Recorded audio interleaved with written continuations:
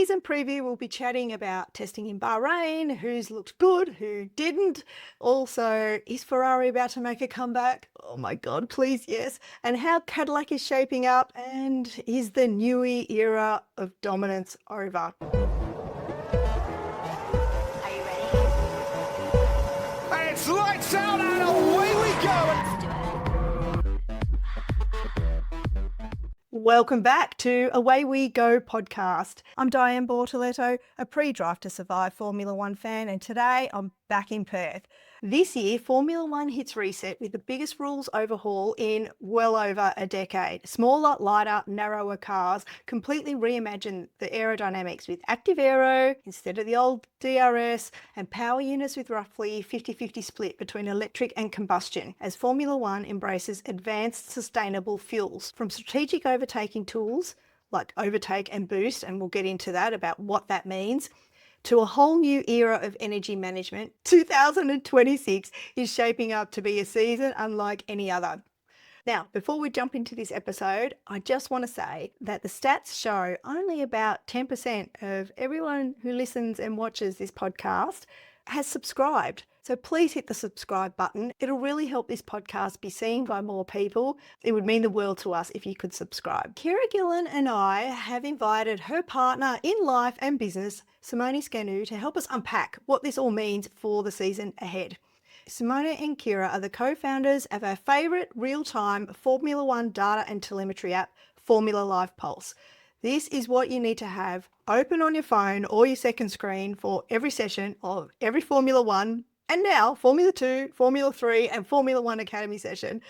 Welcome back, Ciara, and welcome back to the show, Simone. Good to have you here. Thank you for inviting me. So this season, wow, we've got a lot going on. Where to start? Simone, we've got really no idea of which teams are going to be dominant and which teams are not going to be dominant. It's like a clean slate, which is massively exciting for Formula One fans. Yeah, I mean, definitely the main thing that we have to think about is the fact that there are three completely new engines on the grid. So we have Red Bull with Ford powertrain, and then we have Audi, and then we have Honda again. The last one is probably one of the most spoken out about the fact that so far they're not doing really well, unfortunately, which is a shame because, they have a reputation in Formula One. Definitely one of the point of discussion is Honda and Aston Martin. They are not doing really well at the moment. After the testing between Barcelona and Bahrain, in 2 sessions in Bahrain, they were only able to perform 2,000 kilometers, I think, which is very low compared to another team like Audi, which basically they did 5,000 kilometers, something like that. So to do like a comparison with another team that they only have one engine on the grid. Then we have, Red Bull, that they have at least 4 engines that were able to do over 10,000 kilometers. And then, of course, you have the top team, Ferrari and Mercedes, they were able to do over 20,000 kilometers at the end. Scary for them. Yeah. And out of those teams in testing, I mean, we saw like every Ferrari fan is just sitting here just praying that Ferrari might be back, given that they seemed to perform pretty well in Bahrain. What's your take on the teams that perform well in testing, and can we look at testing and really get a gauge of how a team's going to perform? Or this is what I think, that the teams are doing exactly that. They're testing, they're trying different setups, different rear wings, and we need to talk about Ferraris. So I don't know whether it's a true indication of how they're going to perform. I mean, what do you think? I mean, yes and no. Yes, from one point of view, you can see like the downside sometimes, like with Honda and Aston Martin, you can see that there is a problem. They actually admit it. There is a problem. There are a lot of vibration that is actually breaking our batteries. And they don't really know at the moment. I don't know if by today they already discovered what is the real cause of the issue, but there is an issue. For other teams I don't know, it feels like sometimes like during tests, especially the top team, they're playing hide and seek. Ferrari definitely, they don't want to hide quite anything in terms of aerodynamics. In terms of engine, we don't know. We don't know the fuel loads. We don't know how hard they were pushing their engine. We have no idea. But a good thing about Ferrari was reliability so far, because they were able to use the same exact engine in Barcelona and during Bahrain first session of testing. So that's a very good sign for a team. Yeah, there was lots of talk that the teams were sandbagging, means putting extra weight in the car so their true speed wasn't being shown. But the Ferrari's rear wing, so when the rear wing opens, it usually just tilts a certain number of degrees, opens up, if you like, goes from a flat surface to open up to let the wind pass through. But Ferraris did a full kind of 180 and the top of the wing was arching up. Now, to me, that looked like a stroke of genius, engineering genius. Why hasn't every other team done that? Do you think that's played a significant role in perhaps them looking so good in testing? I mean, during testing, unfortunately, we haven't seen that wing that much. I think it was just like 5 laps or something. So, Right. Which makes you think, like after 5 laps, they were able to see that it's just not good, or they just didn't want other teams to see much of it. But they already said that they're not going to bring this wing in Australia. They're probably going to bring this wing in a specific track like Baku and Monza. But it's definitely genius. We haven't seen any other teams doing something like that. Like they were able to, like, rotating the wing 180 degrees, they're able basically to create a bigger gap. So it's just pure genius. The most genius part was actually the exhaust wing. That was actually really genius. I don't know if you guys saw that, but What's Okay. that? Explain to us what it is. they position a very small wing, a small piece of bodywork that is positioned just behind the exhaust. And what this does, it is able to use the gas of the exhaust to redirect basically the airflow to the rear wing. This is something that it was used like 2010, I think, and then it was banned. And it's something that is actually really hard to replicate from the team. Like the rear wing is something that they can easily replicate, but this particular piece of bodywork is really hard to replicate because it's basically connected to the way that the gearbox differential has been created and is being positioned. So if you don't know like the right size of the engine, gearbox, and differential and the way that it's positioned, it's really, really hard to replicate. So these could be actually something really interesting that they were going to see this year, because according to motorsport.com, Ferrari has a half-second advantage among the field just thanks to this. Ferrari engineering it's what legends have been built on. So I'm not surprised but I am surprised that they're the only team that have thought about that. And the other thing we need to talk about is the fuel. So the sustainable fuel that the teams are obligated to use.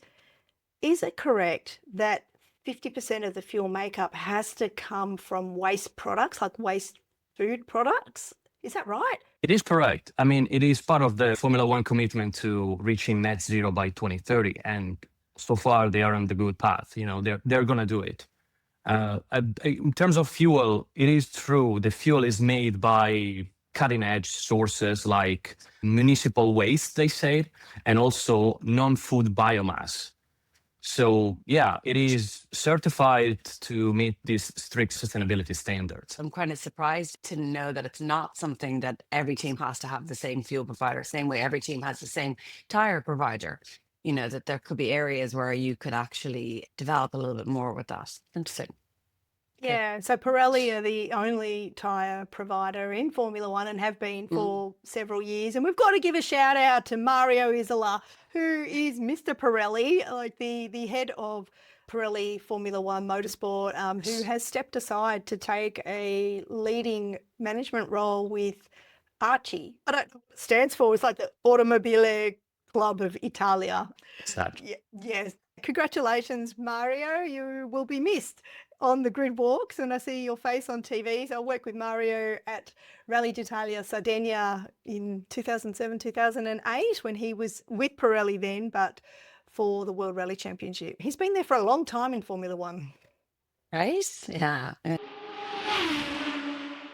I have a question for Simone, just going back to the exhaust thing, because Simone, you said that originally it was banned. Do you know what Ferrari had? I mean, obviously you don't know the ins and outs, but I'm curious about what Ferrari might have done to create something that's going to give them an advantage, but is not illegal. Because if it was illegal before, you know, that it was banned. Well, basically what they did, they created a specific gearbox differential that is actually a little bit shorter and the way that it's positioned, they were able to use the 16 millimeters that they had, the spare one, to basically put this small piece of bodywork. This is what they did. And again, it's not really easy to replicate, because if you want to replicate, it means that you have to build a complete new gearbox. And it takes, depends by the team, but it could take 2 to 3 months. So, you're already half a season before you can make. Wow, Well, interesting. I mean, I'm holding out hope that Ferrari have found an edge over everybody else. I mean, long time coming. It's been a long time coming. I mean, some fans might not remember that Ferrari were really dominant in the 2000s, weren't they? Michael Schumacher was just winning everything, and it was just amazing. But that hasn't happened for a long time. So, yeah, it's looking good so far. Who else is looking good, do you think, Simone? Well, I will never discredit Max, to be honest. It doesn't matter what kind of car he has. Like we saw it last year. It just like Zach Brown said, he's kind of like the bad guy in the horror movies. It's just coming back, all the time. Yeah, that's true. I mean, Max is just in another league, isn't he? You can never rule him out, and he will just get the maximum out of whatever he's driving with his eye on the prize, which is the top step. That's what he wants.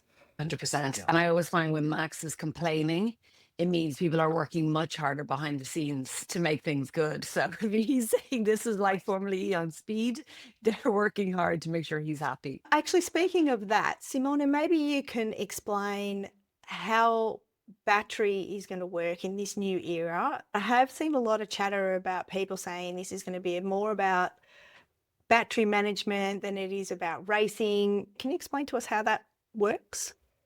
Well, it is definitely the driver that is able to master the energy in the best way possible is going to have an advantage. I believe that probably the younger generation is able to master this a little bit better. So basically what Formula One have done before the power unit, they had 2 components that were able to recover energy in a different way. MGUK, where the K stands for kinetic, is the component that recover energy under braking, and that is staying. What they removed is the MGUH, where the H stands for heat. So it was a way that they were able to recover energy with the flow of the exhaust gases. And now they removed this component because regardless of the fact that it was really, really effective, this component was quite complicated to manage. It was a complicated system. It's been there since 18 years. But now they decided to remove it. But at the same time, people might think, oh, okay, so they're going to have less energy. And they're like, no, because now the energy would be split at 50-50 between the combustion engine and the hybrid part. Technically, the engines are more powerful. The problem would be how long the battery are going to last. Because we have seen during testing, I think there is an onboard of the Audi engine, and literally in the middle of the straight, they were reaching the super clipping, and it's just like battery was completely at 0%, and just like, what are we watching? And it was really disappointing from that point of view.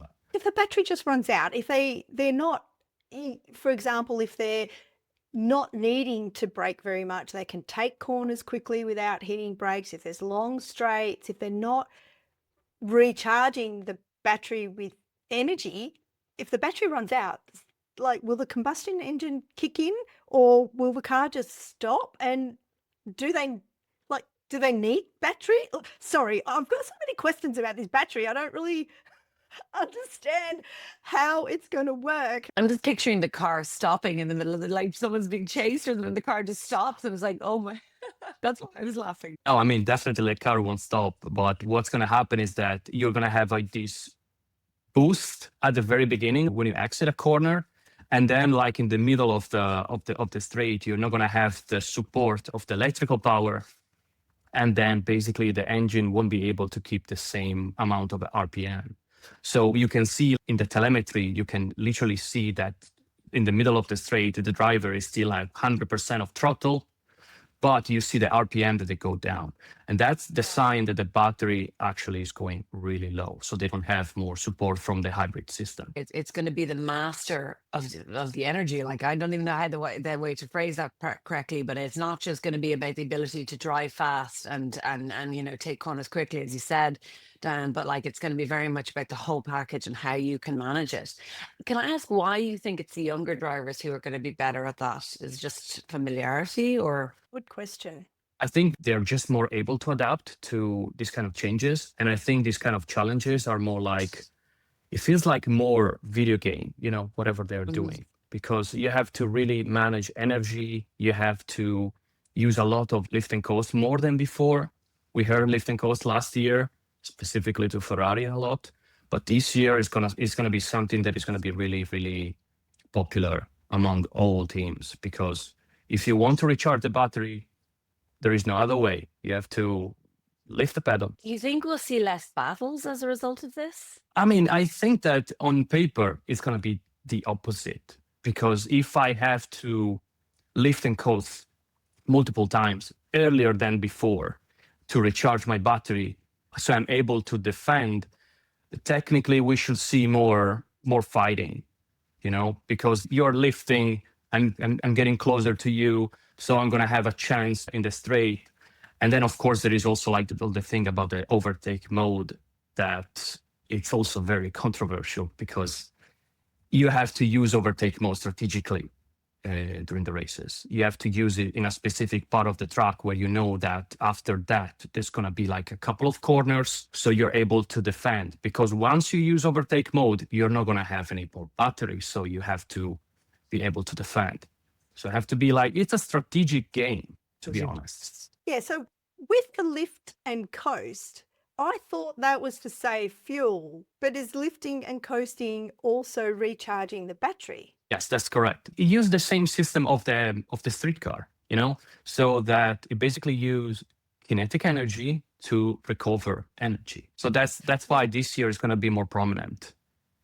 Okay, and boost mode and overtake mode, what's the difference between those two? Well, Formula One or FIA or whoever, since the very beginning when they announced this new regulation, I think they made a lot of confusion. Like, people are still so confused, even though during testing I saw that with all the graphics, and they like at every session they were explaining, but it's sometimes it's really hard to understand. So boost is something that in Formula One has been there since forever. Okay, so there are several cases where you can hear like the engineer saying, hey, overtake enabled. Okay, overtake enabled is just like a different map in the engine for every driver is different, where they can press that button and they can use it to have a little bit more power to overtake. So that doesn't change. That is something that they can use it whenever they want, when they think that it's the time to deploy that energy. While overtake mode is it's something new that is actually what is replacing DRS, let's say, because it's something that you can use only when you are within 1 second behind the driver that is in front of you. And that basically what it does, it gives you an extra boost. So it's able to deploy, I think it's 0.5 megajoules more. So you have additional electrical power. So that's why I was saying it's really something that you might want to use strategically before a series of corner after that. Because if you overtake, then you're going to be probably run out of battery. Okay, so you wouldn't use boost and overtake together to get like really... That's exactly what I was going to ask too. Is it a compound effect? Like if you use them both, can you use them both? Maybe. I mean, if you're brave enough, maybe you can use both. Or if you're stupid enough, because as you're saying, you're going to have nothing afterwards. I mean, I always think about, it feels like Fast and the Furious movies, the first ones, where you see these people like pressing 2 buttons on the steering wheel and they have a huge boost. Yeah, pretty much. That's going to be it.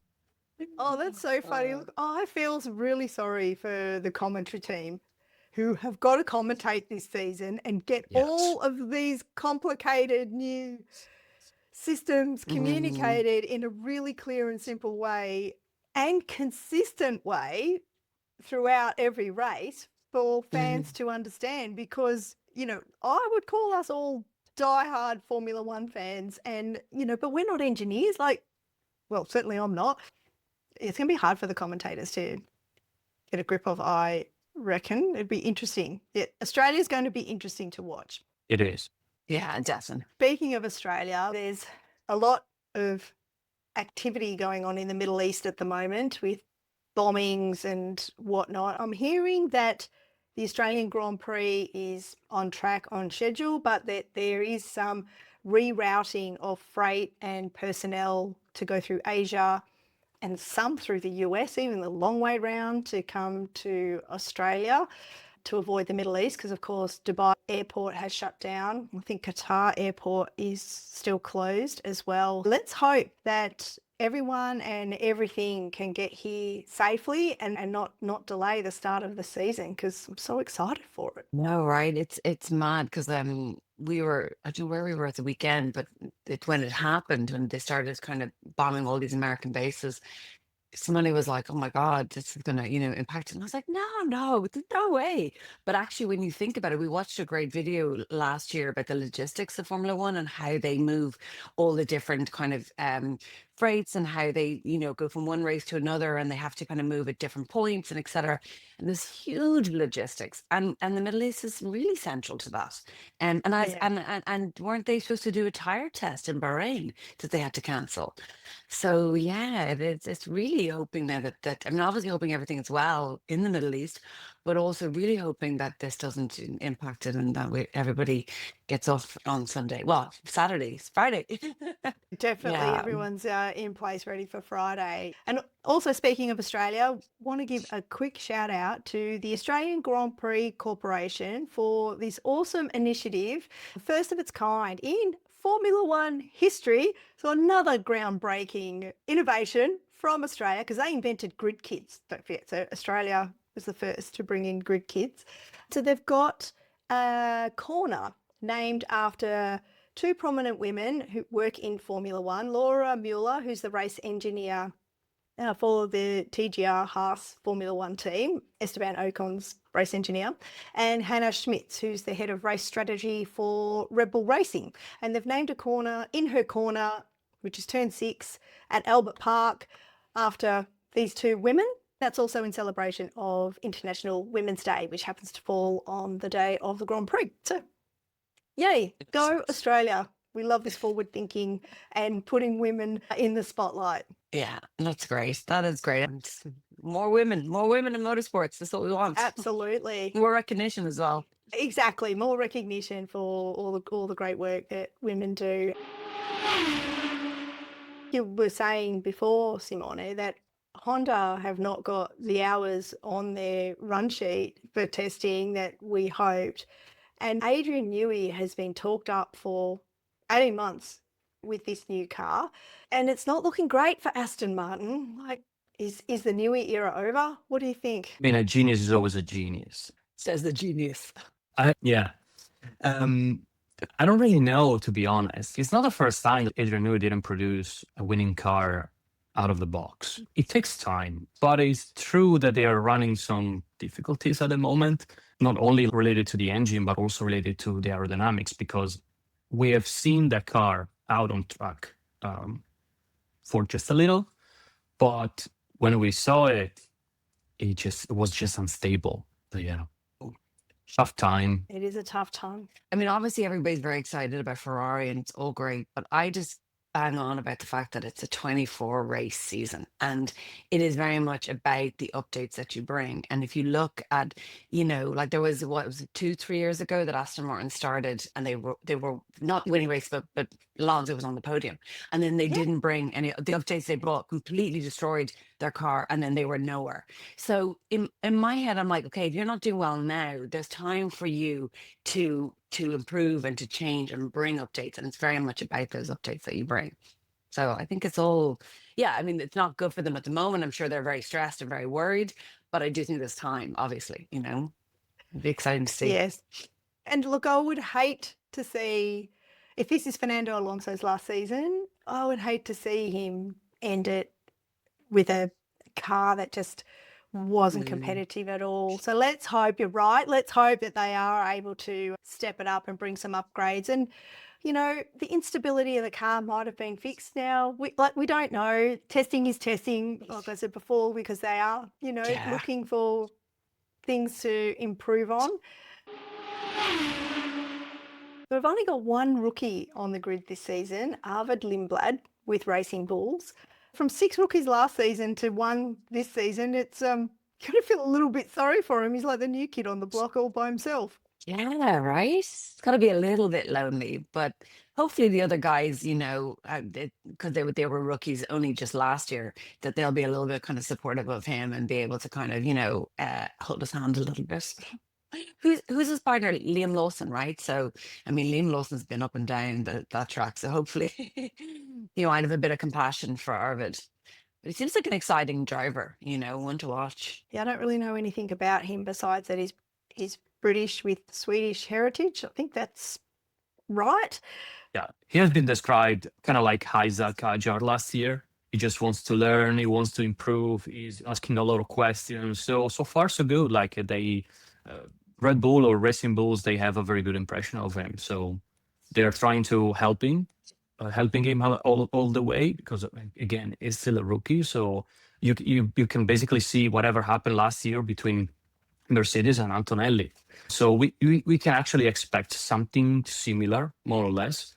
A driver that might gonna have like a very good performance on a Grand Prix and everyone is gonna put him on a pedestal, you know, or it can just have like a few weekends in a row that they're not gonna be good. You have to learn.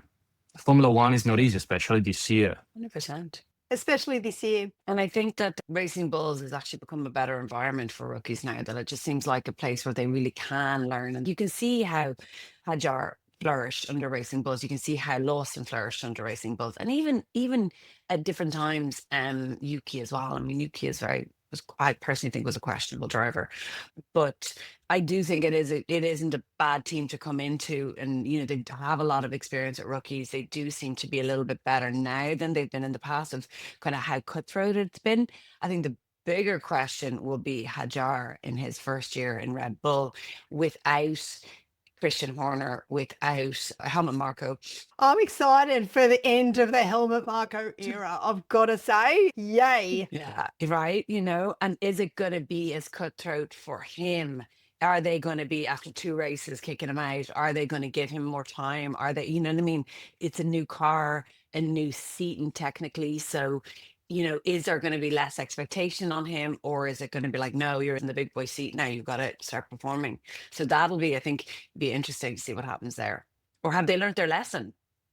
Oh, look, I don't know. I can't imagine the culture changing dramatically at Red Bull Racing. They've always been that kind of team where it's our way or the highway and you don't have that long to prove yourself. But yeah, like I said, I'm really happy to see Helmut Marko leave. I was totally turned off him in Australia last year when he pretty much just belittled Isaac Hadjar, who went out on his formation lap when the track was super, super wet, and he crashed and just broke the poor kid's heart. Credit to Isaac Hadjar. He bounced back and came back and performed well, you know, throughout the season, to the point now where he's been promoted to Red Bull from Racing Bulls. But the way that Helmut Marko handled that situation, I thought was highly unprofessional, mean, just mean and unnecessary. So I'm glad to see him gone. Yeah, no, I would agree. He also just seemed to be coming out with comments all the time that just didn't make sense, or felt like a soundbite, or felt like he was just pushing buttons, but kind of in a moronic way. I mean, I don't know much about the man, but I just, you know, whatever your complaints are about Christian Horner, and I had a lot of complaints towards the end. You know, he still was very strategic, and you know, you did kind of like get the impression that he did still care about his drivers, but like Alan Market seemed, yeah, just out of touch. Have you guys watched any of the Drive to Survive episodes that have just dropped? Yeah. Yeah, look, I've only watched episode 1 because my poor husband couldn't deal with another episode. And to be honest, I had a massive week in Sydney last week. I was at IMM, which is Australia's biggest travel media conference with my travel writer's hat on. It was massively exciting and I made some awesome connections. And the good thing is that loads of the travel brands I met with had heard of the podcast. So that's yay. That was awesome. But Drive to Survive. Yes, I've forgotten that the whole crowd had booed Christian Horner at the Formula One launch at the O2 Arena. I just was like, oh, wow. Yeah, he was really a disliked man in his home country. But it was such an arrogant move to go up there on your Oh, own. You know, why? Why didn't he go up with the four-time world champion? You know what I mean? It's just, oh, I know. It was funny just the cameras panning to Toto Wolff to Drive to Survive and Toto Wolff kind of rolling his eyes a bit. And look, Drive to Survive, I guess I'm less excited about it this year than I have in the past because reliving Papaya Rules is making me twitch. I know it's going to feature in it. It has to feature in it. It was such a big part of last season. And I'm just like, oh, do I have the strength and the will to even go there again? But also the series feels different than it used to. Like it feels a lot more orchestrated. It feels a lot less spontaneous. And I liked the spontaneity of it. I liked it when the cameras were picking up conversations that people didn't necessarily want picked up. But now everybody's so attuned to the Netflix crew in the paddock that they're a lot more guarded and things are a bit more set up and it just feels a bit more staged. So, well, that was last season and I expect this season will be exactly the same. Like, is it like that with the episodes that you guys have watched? Yeah. I felt that way. I felt that way. Yeah. And I felt they missed, like I felt last year, that they missed certain things that were key or even just nice moments. We've watched, I'm not going to give away any spoilers, but we've watched probably about 6 episodes. And yeah, the way they're structured, in my opinion, I mean, obviously they have to tell a story, but it doesn't feel, it just feels very orchestrated, in my opinion.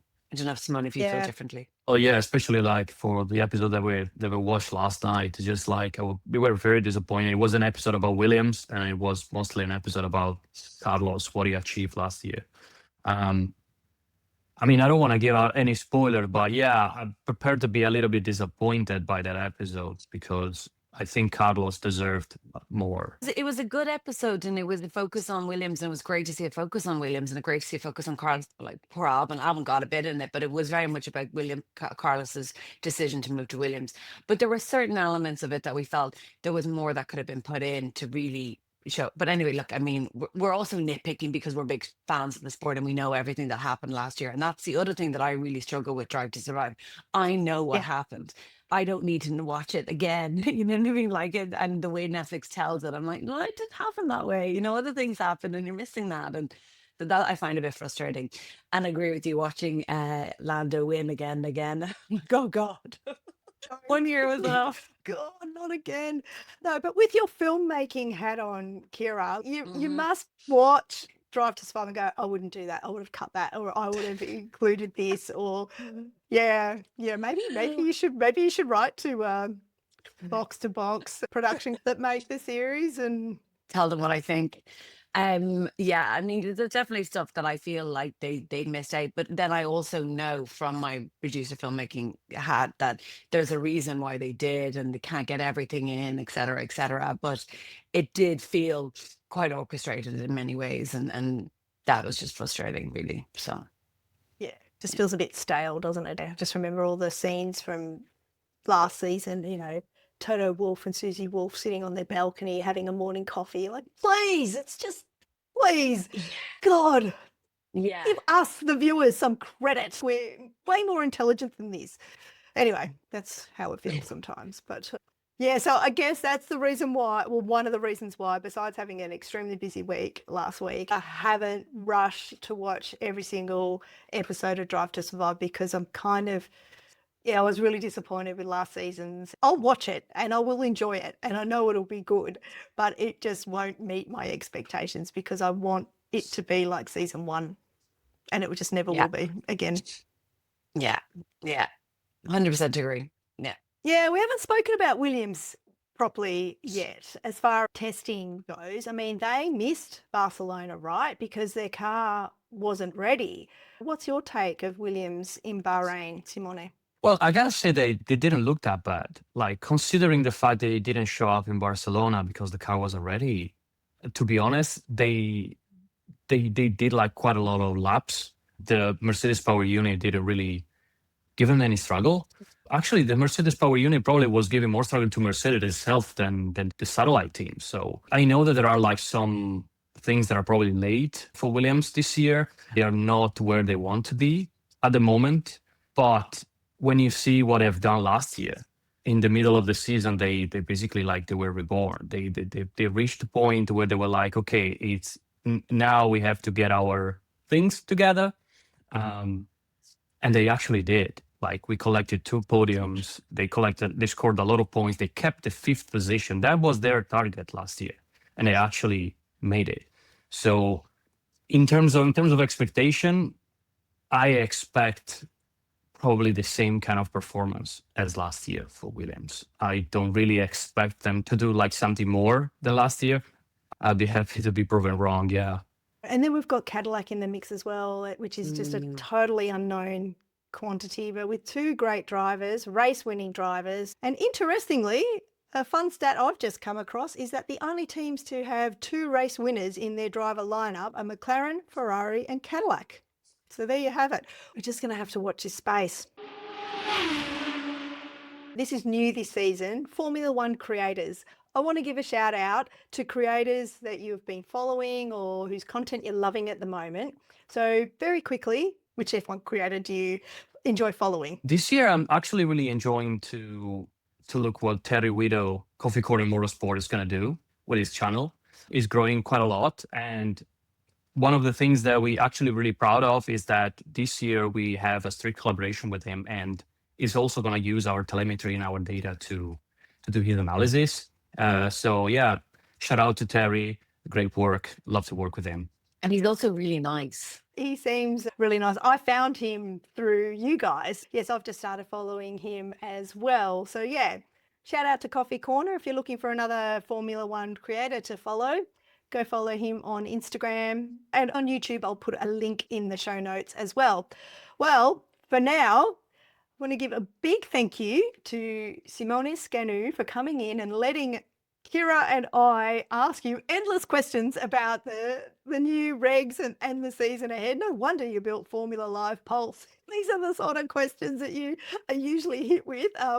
Thank you so much for sharing your time and coming on the podcast. It's been a pleasure, and we'll get you back on sometime throughout the year. Anytime. Thanks so much for the invite. Our pleasure. And Ciara, thank you for allowing your partner in life and business to come on and share all these insights with us. And great to see you again. Have a good day. Ciao. You too. Ciao. Oh, such a great chat with Simone and Ciara talking about this season ahead. I'm so excited for Melbourne just because we really don't know what to expect. We haven't seen this new generation of cars racing before. Lots to look forward to. Now, before I go, a couple of quick updates. The Melbourne guide that I've written has been updated, and we've got all the Formula One activations, driver appearances, pop-up stores, that kind of thing in section 12 and in section 6, which is called Looking the Part, all about merchandise. Also, you can play along with Away We Go podcasts. Very simple, very easy. Podium finishes prediction, which is just a 1, 2, 3 who you think is going to finish on the podium. So you just register, pick your 1, 2, 3 for the race, and that's it. There'll be a leaderboard with points. It's intentionally designed to be simple because this season is complicated enough. But also on Formula Live Pulse, they have a 7-day free trial. So download the app and try it for Melbourne. For me, it really changed my Formula One viewing experience. And I'm not saying that because Ciara is a co-host and I love working with those guys. I'm saying that because it just provides more depth into every session of every Formula One race. My favourite feature, as I've said in the past, is the real-time transcripts of the conversations between race engineer and drivers. It's a game changer, as well as all the split times for different sectors, all the tyre strategies, who's already pitted or who switched to which tyre, because you don't see every pit stop on the broadcast, right? So it's all there in the app. So yeah, download it, try it out for the Australian Grand Prix for free. Yeah, and let me know what you think. Also on the app, so you don't have to be a paid user, you can participate or play along with Pulse predictions. It's a little bit more sophisticated than my F1 prediction tracker on Away We Go podcast. From our side, you can predict the fastest of every session in terms of like practice. Oh, Whoever okay. wins the race, you can predict the podium, fastest lap. Is it going to be a safety car or not, or the amount of DNFs, these kind of things. Okay, all right, okay. Well, if you guys have liked what you've listened to, please rate and review the show. Please subscribe. Hello, if you are watching on YouTube, because all those numbers and metrics really help. You can connect with us on all the social media apps. And if you'd like to drop us an email, you can at hello@awaywegopodcast.com. Other update I had, if you are in Perth, which is where I am today, you can go along and see Crofty and Ant at the Regal Theatre in Subiaco. They're doing a show the day after the Grand Prix. Come with your burning questions. I'm sure they'll take questions from the floor at some point. You can win tickets to the show on Away We Go podcast Instagram page. Just find the post in the feed. It's the pinned post at the top. Follow Away We Go podcast on Instagram. Tag a friend. That's all you have to do. Thank you, everybody, for having us in your ears. Until next week, and until lights out. And it's lights out and away we go. Away We Go podcast is produced by Dianne Bortoletto.